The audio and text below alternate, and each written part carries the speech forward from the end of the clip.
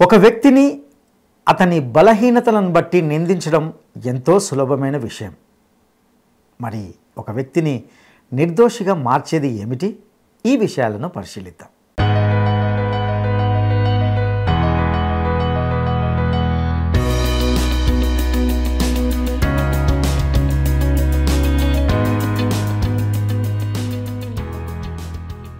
క్రీస్తునందు ప్రియమైన ప్రేమధార టీవీ వీక్షకులందరికీ మన రక్షకుడైన యేసు క్రీస్తు పవిత్రమైన నామంలో శుభములు తెలియజేస్తున్నాం. నేటి మన ధ్యాన భాగంగా యోబు గ్రంథము 8, 9 అధ్యాయాలను ధ్యానించుకోబోతున్నాం. 8వ అధ్యాయంలో యోబు యొక్క మరొక స్నేహితుడైన బిల్దదు ఈ పాఠంలో యోబుతో మాట్లాడడాన్ని గమనిస్తాం. వాస్తవానికి బిల్దదు ఒక సాంప్రదాయవాదిగా మాట్లాడుతున్నాడు. అతడు అంటున్నాడు, యోబు, నీవు లేక నీ కొడుకులు పాపం చేసి ఉండవచ్చు, వారి పాపం వల్లనే నీకు ఇట్టి స్థితి ప్రాప్తించింది అంటూ వచ్చాడు. బిల్దదుకు దేవుని గూర్చి ఆయన పని విధానాలు ఏవీ తెలియదు.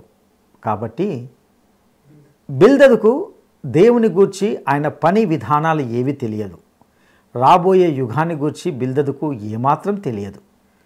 చూడ్డానికి వినడానికి బిల్దదు యొక్క వేదాంతంతో కూడిన మాటలు ఎంతో సహేతుకంగా అనిపించినా అంతగా ఆమోదయోగ్యం కాదు అని గ్రహిస్తాం.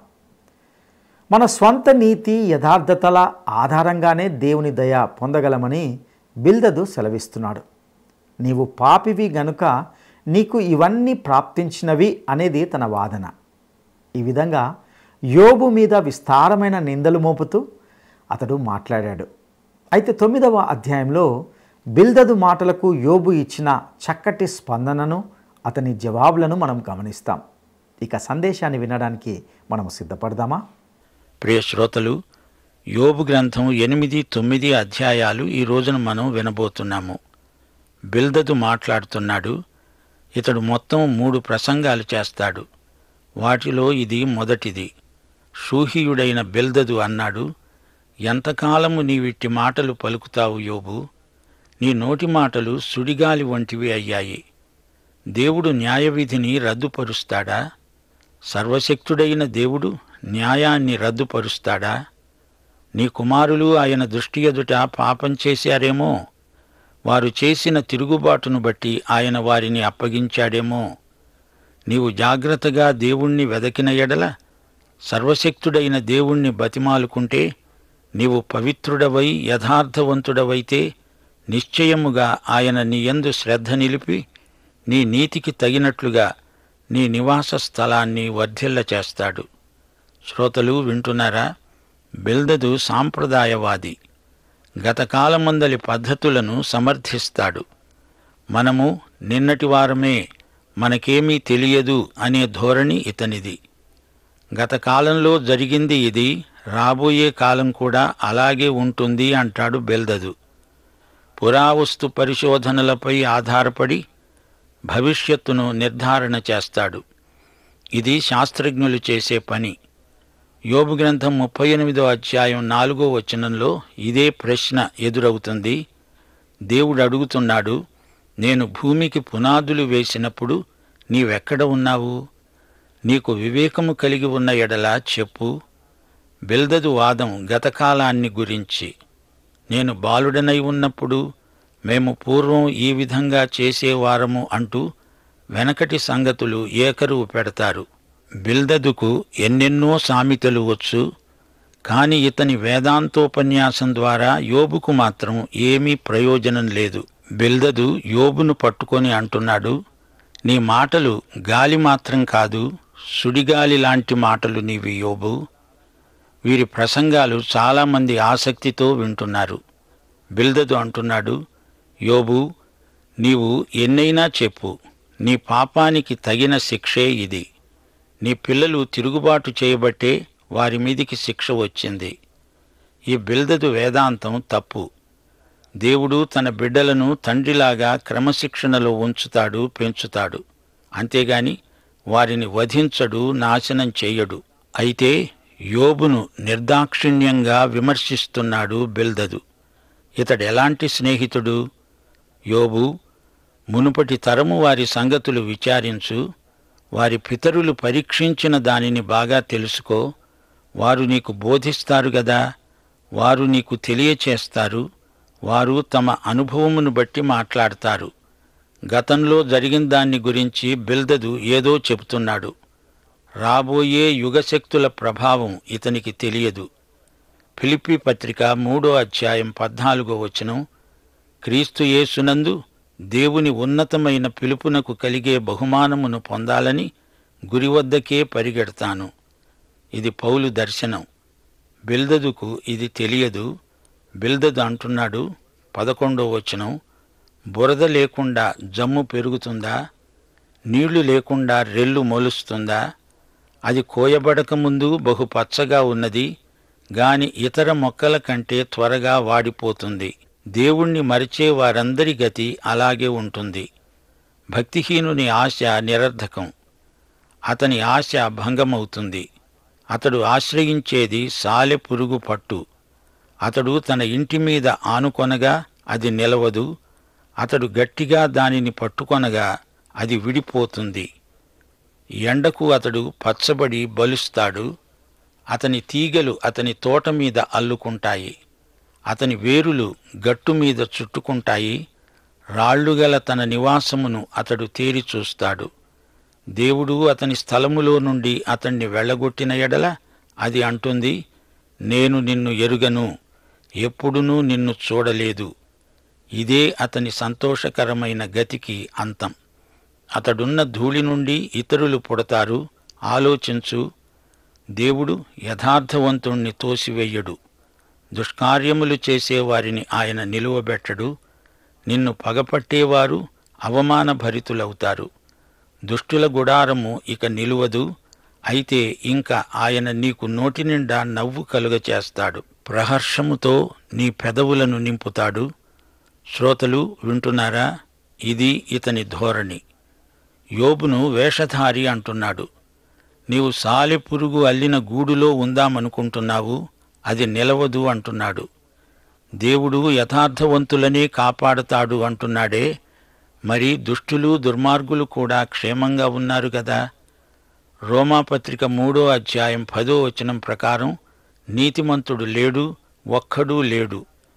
బిల్దదు సాధారణ వేదాంతం సహేతుకమే అయినా ఇక్కడ యోబు అనే సజ్జనుడికి ఎందుకు శ్రమలు వచ్చాయో బిల్దదు వివరించలేకపోతున్నాడు. ఇతని వేదాంతం ప్రకారం యోబు పాపి, అందుకే ఈ శిక్ష అనుభవిస్తున్నాడు. ఇది తప్పు అంచనా. యోబు నమ్ముకున్న దేవుణ్ణి బిల్దదు ఎరుగడు, అందుచేత యోబును కూడా ఎరగడు. ప్రభు అన్నాడు, లోకము నన్ను ఎరుగదు గనుక మిమ్మును కూడా ఎరుగదు. అది అసలు రహస్యం. బిల్దదు సాంప్రదాయవాది. ఇప్పుడు 9వ అధ్యాయంలోకి రండి. యోబు లేచి మాట్లాడుతున్నాడు. బిల్దదు ప్రశ్నలకు యోబు చాలా వరకు జవాబులు చెప్పగలిగాడు. గాని దేవుని పట్ల నీతిమంతుడై ఉండడమంటే ఏమిటో తాను పూర్తిగా వివరించలేకపోతున్నాడు. పాత నిబంధనలో యేసుక్రీస్తు అనే మధ్యవర్తి కోసం ఆక్రోశించిన భక్తుడు యోబు. జాగ్రత్తగా వినండి. బిల్దదు, నీవు చెప్పింది వాస్తవమే, నేను కాదనను. నరుడు దేవుని దృష్టికి ఎలా నిర్దోషి అవుతాడు? దేవునితో వ్యాజ్యమాడతారా? దేవునికి జవాబు చెప్పగలరా? దేవుడు మహావివేకి, అధిక బల సంపన్నుడు. ఆయనతో పోరాడ తెగించి హాని నొందని వాడెవడు? 5వ వచనం, దేవుని శక్తి వర్ణనాతీతమైనది. దేవుడు పర్వతాలను తొలగించగలడు, వాటిని బోర్లదోయగలడు, భూమిని కదిలించగలడు, భూమిని మోసే స్తంభాలను అదిరిపోయేటట్లు చేయగలడు. సూర్యోదయ సూర్యాస్తమయాలను ఆయన శాసించగలడు. నక్షత్రాలను మరుగుపరచగలడు. సముద్ర తరంగాల మీద దేవుడు నడువగలడు. స్వాతి, మృగశీర్షకు, కృత్తిక అనే నక్షత్ర రాశులకు ఆయనే సృష్టికర్త. ఎవడూ తెలుసుకోలేని మహత్కార్యాలు, లెక్కలేనన్ని అద్భుత క్రియలు ఆయన చేయగలడు. ఆయన నాకెంతో సమీపంగా ఉన్నా నేను ఆయనను కనుగొనలేను. ఆయన నాకు కనబడడు. ఆయన నన్ను పట్టుకపోతే ఆయనను అప్పగించగలవాడెవడు? దేవా, నీవేమి చేస్తున్నావు అని ఆయనను అడుగదగిన వాడెవడు? 13 యోబు దేవుడడిగే ప్రశ్నలకు జవాబు చెప్పజాలడు, అయితే దేవునికి ప్రార్థన చేయగలడు. యోబు అంటున్నాడు, దేవుని కోపం చల్లారదు, రాహాబు సహాయకులు ఆయనకు లోబడవలసిందే. రాహాబు అనేది అధిక బలం గల వింత ప్రాణి. దేవునికి ప్రత్యుత్తరమివ్వటానికి నేనేపాటివాణ్ణి? నేను నిర్దోషినే అయినా ఆయనకు ప్రత్యుత్తరం చెప్పజాలను. న్యాయకర్త అని నేనాయనను బతిమాలుకుంటాను, ప్రార్థిస్తాను.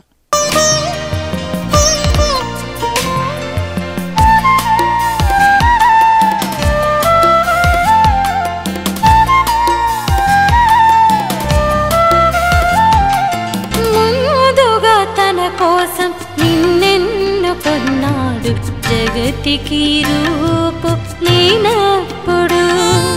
ముందుగా తన కోసం నిన్నెన్నుకొన్నాడు, జగతికి రూపు నేనప్పుడు.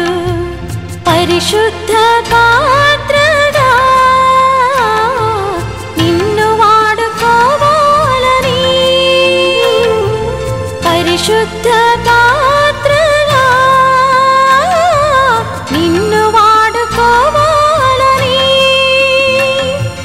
తల్లి గర్భమందే నీపై ఆశ పెట్టుకొన్నాడు, తల్లి గర్భమందే నీపై ఆశ పెట్టుకొన్నాడు. పేరు పెట్టి పిలిచాడు యేసయ్యా, చేయి చాపి నిలిచాడు యేసయ్యా. నీ పేరు పెట్టి పిలిచాడు యేసయ్యా, తన చేయి చాపి నిలిచాడు యేసయ్యా.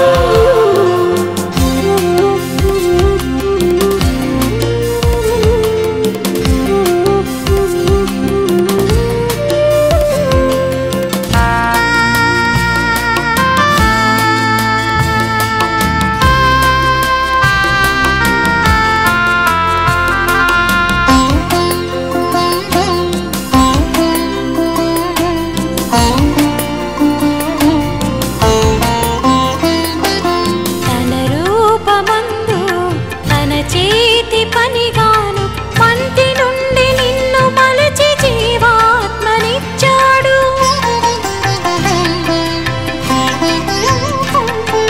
తన రూపమందు తన చేతి పనిగాను పంటి నుండి నిన్ను మలచి జీవాత్మనిచ్చాడు. తన తోడనుండాలని, తన కోసం బ్రతకాలని, తన తోడనుండాలని, తన కోసం బ్రతకాలని పేరు పెట్టి పిలిచాడు యేసయ్యా, చేయి చాపి నిలిచాడు యేసయ్యా. నీ పేరు పెట్టి పిలిచాడు యేసయ్యా, తన చేయి చాపి నిలిచాడు యేసయ్యా. ముందుగా తన కోసం నిన్నెన్నుకొన్నాడు, జగతికి రూపు నేనప్పుడు.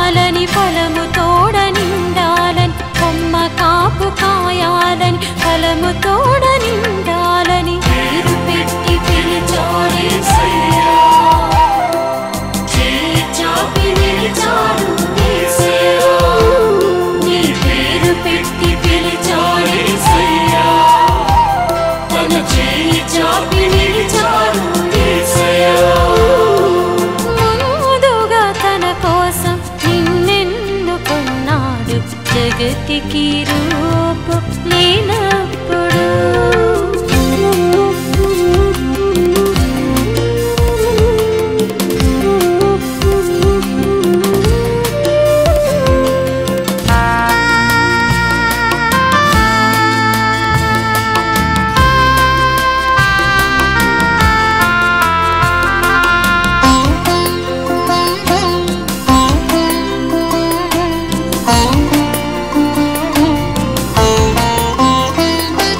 పర్వతాలు తొలగినా, ఇరులు తత్తరిల్లినా, నిత్యమైన నిబంధన నీ తోడు చేశాడు.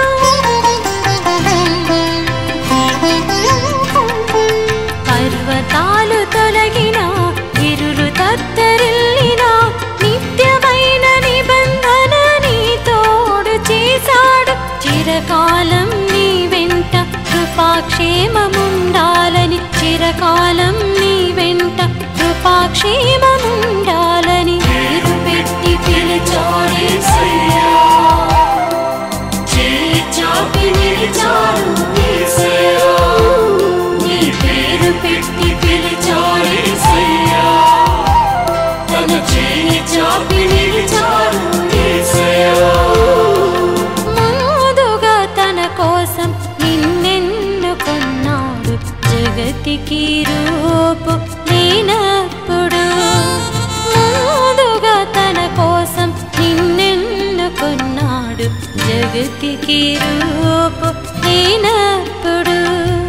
పరిశుద్ధ పాత్రగా నిన్ను వాడుకోవాలని,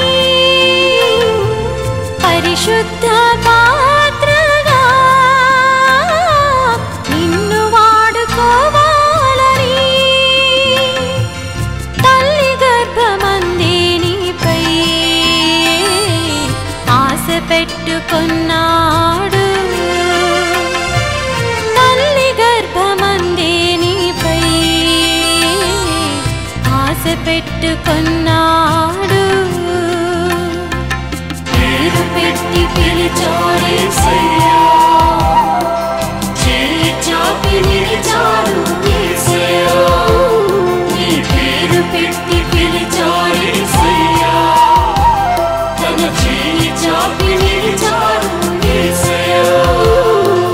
ముందుగా తన కోసం నిన్నెన్నుకున్నాడు, జగతికి రూపు లేనప్పుడు. 16వ వచనం. యోబుకు అర్థం కావటం లేదు. దేవుడు నిజంగా ప్రార్థనకు జవాబిస్తాడా? నేను మొర్రపెట్టినప్పుడు ఆయన నాకు ఉత్తరమిచ్చినా ఆయన నా మాట ఆలకించాడని నేను నమ్మజాలను. 17వ వచనం. యోబు దేవుని మీద నిష్ఠురాలు పలుకుతున్నాడు. తనకెందుకీ దురవస్థ? ఆయన ఆలకింపక పెనుగాలి చేత నన్ను నలగగొడుతున్నాడు.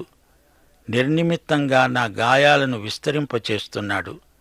ఆయన నన్ను ఊపిరి పీల్చుకోనియడు, చేదైన వాటిని నాకు తినిపిస్తాడు. 19వ వచనం నుండి. తనకు అన్యాయం జరిగిందని, తన నిస్సహాయ స్థితిలో తనను ఎవరూ పట్టించుకోవటం లేదని వాపోతున్నాడు యోబు. బలవంతుల శక్తిని గురించి వాదము కలుగగా నేనే ఉన్నాను అంటాడాయన.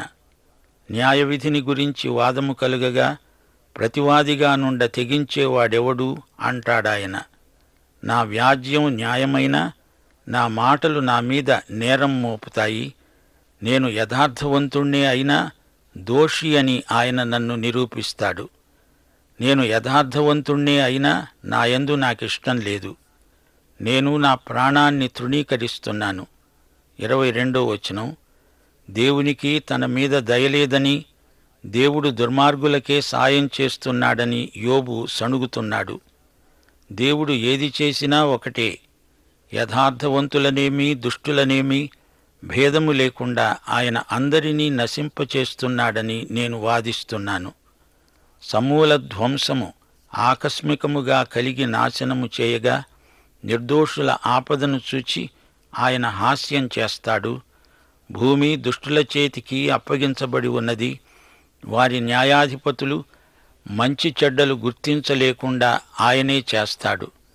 ఆయనగాక ఇవి అన్నీ జరిగించేవాడు మరి ఎవడు?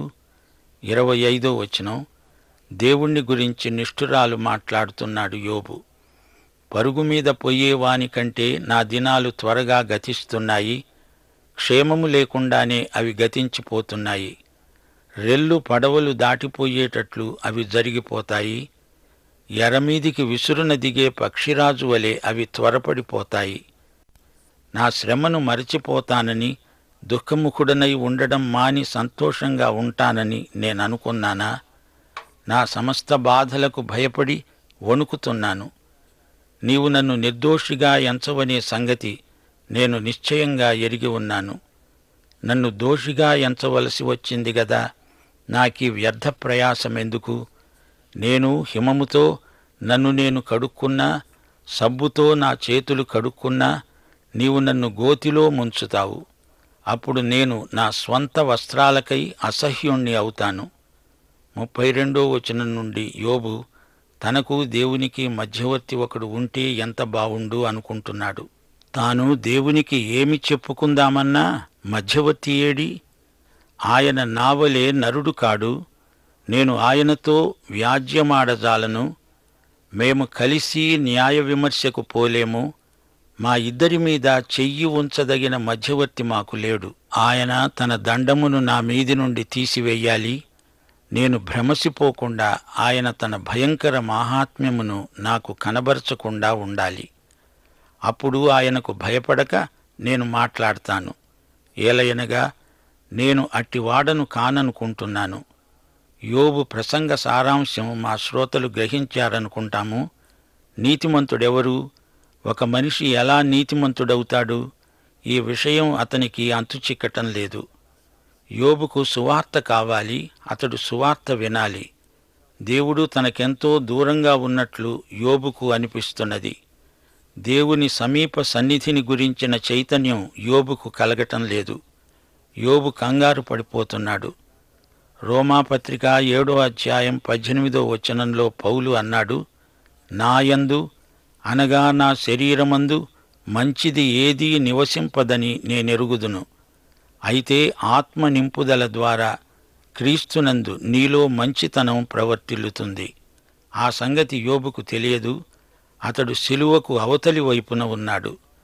దేవునికి నేను జవాబు చెప్పలేను అంటున్నాడు యోబు. మనకిప్పుడు యేసుక్రీస్తు అనే ఉత్తరవాది మధ్యవర్తి ఉన్నాడు. దేవునికి స్తోత్రం. దేవుడొక్కడే, దేవునికి మనుష్యులకు మధ్యవర్తి ఒక్కడే. ఆయనే యేసుక్రీస్తు అనే నరుడు. యేసు పాపరహితుడైన మానవుడు. ఆయన శిలువ మీద మానవులందరి కోసమై చనిపోయాడు, తన రక్తం కార్చాడు. యేసు మానవులకు ఏకైక రక్షకుడు. యేసు మరణమే పాపికి శరణం. యోబుకు 1 తిమోతి 2వ అధ్యాయం 5వ వచనంలోని మధ్యవర్తి అనగా యేసుక్రీస్తు కావాలి. యేసు దైవనరుడు. యేసు ఒక చెయ్యి నీ మీద, మరో చెయ్యి దేవుని మీద ఉంచి తాను ఇద్దరికీ మధ్యవర్తిగా ఉన్నాడు. పాత నిబంధన గాని కొత్త నిబంధన గాని యేసునందే రక్షణ అని వేనోళ్ల చెబుతుంది. ప్రియ శ్రోతలారా, ఎలీఫజు మానవుడు పాపి అన్నాడు. బిల్దదు దేవుని న్యాయశీలాన్ని గురించి మాట్లాడుతున్నాడు. వీరిద్దరి సిద్ధాంతం సరైందే కాని సిద్ధాంతం ముగింపులో తప్పటడుగు వేశారు. దేవుణ్ణి తమ సిద్ధాంతపు బోనులో బంధించాలని విఫల ప్రయత్నం చేశారు. ఈ గ్రంథం ముగింపులో యోబు అతని స్నేహితులు పరమసత్యం నేర్చుకుంటారు. దేవుడు సిద్ధాంతాలకు అతీతుడు.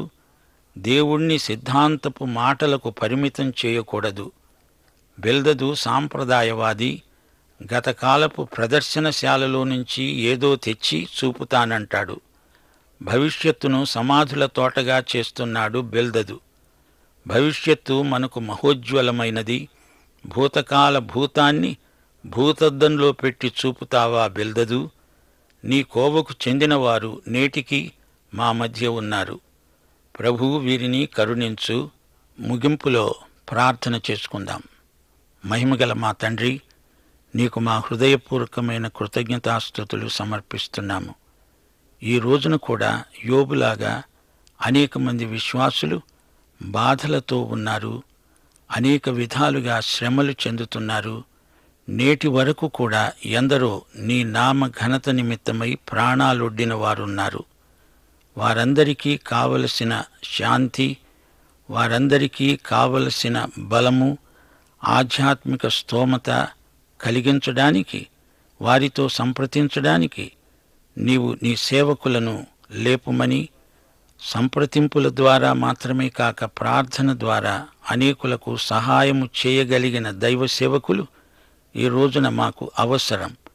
అట్టి వారిని నీవు విరివిగా వాడుకొనుమని, మహిమ పొందుమని, సంఘ క్షేమాభివృద్ధి నిమిత్తమై పాటుపడుతున్న బిడ్డలనందరినీ, సువార్థికులను ఇంకను బలపరచుమని, సువార్త సేవలో అధిక విజయము సాధించి మంచి పంట కోయగలిగే అద్భుతమైన కృప నేటి సంఘానికి నీవు దయచేయాలని వేడుకుంటూ యేసుక్రీస్తు వారి దివ్యనామమున ప్రార్థన చేస్తున్నాము తండ్రి. ఆమేన్.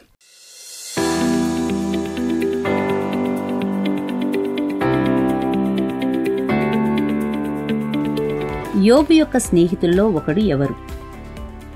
యోబు యొక్క స్నేహితులలో ఒకడు ఎవరు?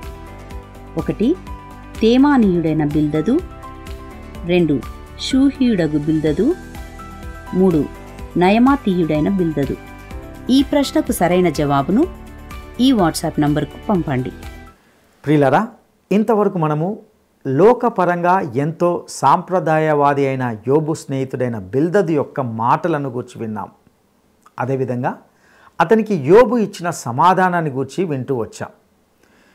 9వ అధ్యాయంలో యోబు మాట్లాడడం ప్రారంభించాడు.